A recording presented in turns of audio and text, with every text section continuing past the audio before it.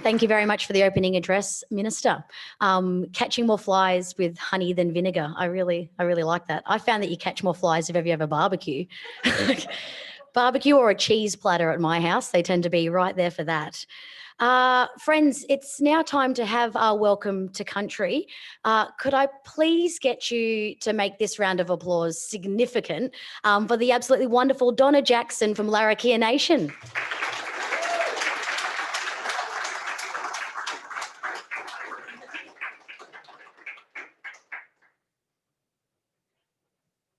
Yeah, good morning, everyone. Thank you for that lovely applause.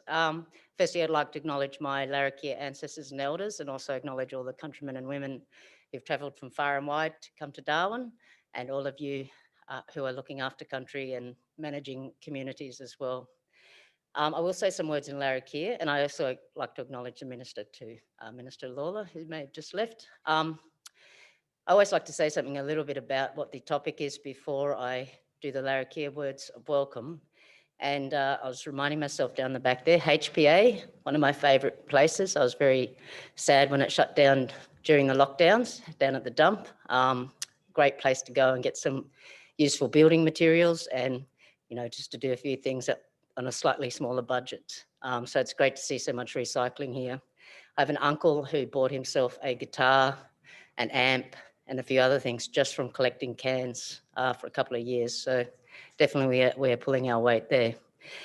On a more serious note though, I feel after witnessing such rapid climate change here and actually being unable to sometimes predict how it's going to go, what I wanted to say to you is, if you've got a bund wall, build it higher. If you've got a tailings dam of some description, make the wall taller. I looked with interest at how some people survived the fires down south, the catastrophic fires that fortunately we don't see as badly here. But two of the things that I noted, one was a rammed earth house. That lady, all the stuff on her block burnt except her rammed earth house.